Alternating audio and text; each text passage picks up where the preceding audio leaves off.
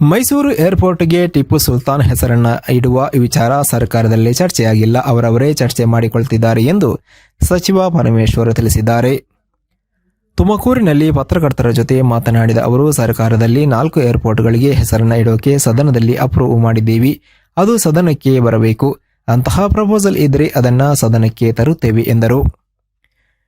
ತಪ್ಪು ಸರಿ ಬೇರೆ ಬೇರೆ, ಅಸೆಂಬ್ಲಿಯಲ್ಲಿ ಬಿಲ್ಲಿನ ರೂಪದಲ್ಲಿ ತರುತ್ತೇವೆ. ನಾನು ಒಂದು ಹೇಳ್ತೀನಿ, ಇನ್ನೊಬ್ಬರು ಇನ್ನೊಂದು ಹೇಳ್ತಾರೆ. ಅಸೆಂಬ್ಲಿಯಲ್ಲಿ ಪಾಸ್ ಆಗಬೇಕು, ಅಲ್ಲಿ ವಿರೋಧ ಪರ ಮಾತನಾಡಬೇಕು ಎಂದರು.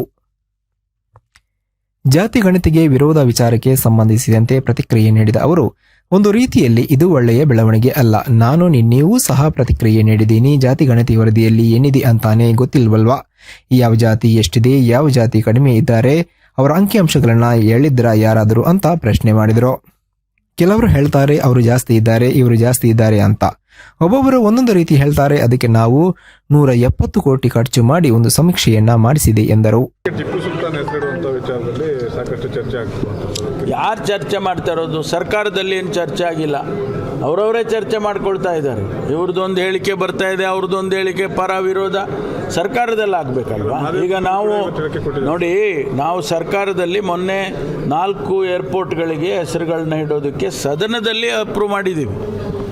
ಅದು ಸದನಕ್ಕೆ ಬರಬೇಕು. ಅಧಿವೇಶನ ಯಾವಾಗ ಆಗುತ್ತೋ ಆವಾಗ ಒಂದು ವೇಳೆ ಅಂಥ ಪ್ರಪೋಸಲ್ ಇದ್ದರೆ ನಾವು ಸದನಕ್ಕೆ ತರ್ತೀವಿ, ಅಸೆಂಬ್ಲಿಗೆ ತರ್ತೀವಿ.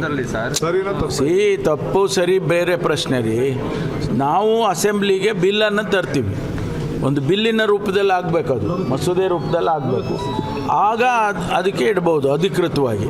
ಚರ್ಚೆಗಳು ಬೇಕಾದಂಗೆ ಹೊರಗಡೆಗೆ ನಾನೊಂದು ಹೇಳ್ತೀನಿ, ಇನ್ನೊಬ್ರು ಒಂದು ಹೇಳ್ತಾ ಇರ್ತಾರೆ. ಸರ್ಕಾರ ಒಂದು ಬಿಲ್ಲಿನ ಮೂಲಕ, ಮಸೂದೆಯ ಮೂಲಕ ಅಸೆಂಬ್ಲಿಗೆ ತರ್ತೀವಿ. ಅಸೆಂಬ್ಲಿ ಪಾಸ್ ಆಗಬೇಕಲ್ಲ, ಅಲ್ಲಿ ಯಾರು ಬೇಕಾದ್ರೂ ಪರ ಮಾತಾಡ್ಬೋದು, ವಿರುದ್ಧ ಮಾತಾಡ್ಬೋದು, ಅದು ಮಾಡಲಿ. ಸರ್, ಈಗ ಜಾತಿ ಗಣತಿ ವಿಚಾರದಲ್ಲಿ ಈಗ ಇಲ್ಲೇ ಸಮುದಾಯಗಳ ನಡುವೆ ಎರಡು ರೀತಿಯಾದಂಥ ಇದಾಗ್ತಾ ಇದೆ ಅಂತ. ಒಂದು ಕಡೆ ಅಹಿಂದ ಸಮಾವೇಶ ಚಿತ್ರದುರ್ಗದಲ್ಲಿ ಆಗ್ತಾ ಇದೆ, ಇನ್ನೊಂದು ಕಡೆ ಅದಕ್ಕೆ ಕೌಂಟರ್ ಕೊಡೋ ನಿಟ್ಟಿನಲ್ಲಿ ಲಿಂಗಾಯತರ ಸಮಾವೇಶ. ಇದು ಒಂದು ರೀತಿಯಲ್ಲಿ ಇದು ಒಳ್ಳೆಯ ಬೆಳವಣಿಗೆ ಅಲ್ಲ. ನಾನು ನಿನ್ನೆನೂ ಕೂಡ ಪ್ರತಿಕ್ರಿಯೆ ಮಾಡಿದ್ದೇನೆ. ನಾವು ವರದಿಯಲ್ಲಿ ಏನಿದೆ ಅಂತಲೇ ಗೊತ್ತಿಲ್ವಲ್ಲ, ಯಾವ ಜಾತಿ ಹೆಚ್ಚಿದ್ದಾರೆ, ಯಾವ ಜಾತಿ ಕಡಿಮೆ ಇದ್ದಾರೆ, ಅವರ ಅಂಕಿಅಂಶಗಳನ್ನ ಹೇಳಿದ್ದಾರೆ ಯಾರಾದರೂ ಅಧಿಕೃತವಾಗಿ? ಒಬ್ಬೊಬ್ಬರು ಸ್ಪೆಕ್ಯುಲೇಟ್ ಮಾಡ್ತಾರೆ, ಅವ್ರು ಜಾಸ್ತಿ ಇದ್ದಾರೆ ಅಂತ ಒಬ್ರು ಹೇಳ್ತಾರೆ, ಇಲ್ಲ ಇವ್ರು ಜಾಸ್ತಿ ಇದ್ದಾರೆ ಅಂತ ಒಬ್ರು ಹೇಳ್ತಾರೆ. ಅದಕ್ಕೆ ನಾವು 160-170 ಕೋಟಿ ಖರ್ಚು ಮಾಡಿ ಸರ್ಕಾರ ಒಂದು ಸಮೀಕ್ಷೆಯನ್ನು ಮಾಡಿಸಿದೆ. ಆ ಸಮೀಕ್ಷೆ ಹೊರಗಡೆ ಬರಬೇಕಲ್ವ, ಆಮೇಲೆ ಚರ್ಚೆ, ಅದಕ್ಕೇನು ಬೇಕಾದರೂ ಮಾಡ್ಬೋದು.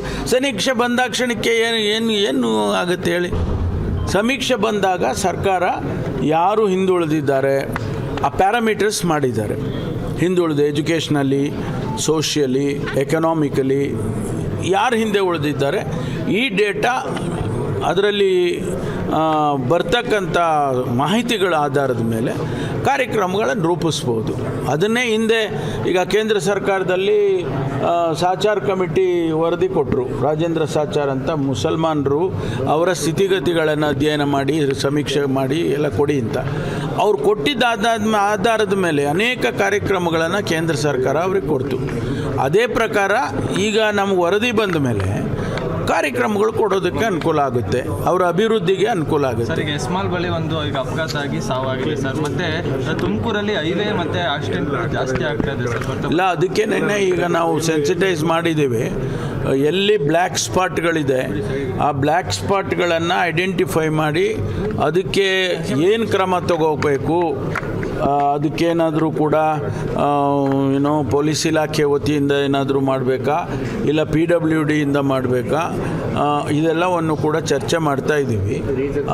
ಅದು ಇವತ್ತು ಎಸ್ಮಾಲ್ದು ಈಗಾಗಲೇ ಅದು ಮಂಜೂರಾಗಿದೆ, ಹಣ ಮಂಜೂರಾಗಿದೆ, ಕೆಲಸ ಪ್ರಾರಂಭ ಆಗಬೇಕು. ದುರದೃಷ್ಟಕರ ಇವತ್ತು ಅವರು ಯಾರೋ ಆಕ್ಸಿಡೆಂಟಲ್ಲಿ ತೀರ್ಕೊಂಡಿರೋದು. ಆದಷ್ಟು ಬೇಗ ಆ ಕೆಲಸವನ್ನು ಪ್ರಾರಂಭ ಮಾಡೋದಕ್ಕೆ ಸೂಚನೆಯನ್ನು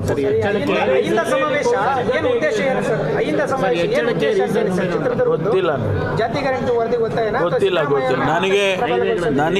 ನನಗೇನು ಗೊತ್ತಿಲ್ಲ. ಅದು ಸಮಾವೇಶ ಮಾಡ್ತಾರೆ ಅಂತ ಕೇಳಿದ್ದೇನೆ ಅಷ್ಟೇ ಬಿಟ್ಟರೆ ಅದರ ಉದ್ದೇಶ ಏನು ಅಂತ ನಂಗೆ ಗೊತ್ತಿಲ್ಲ.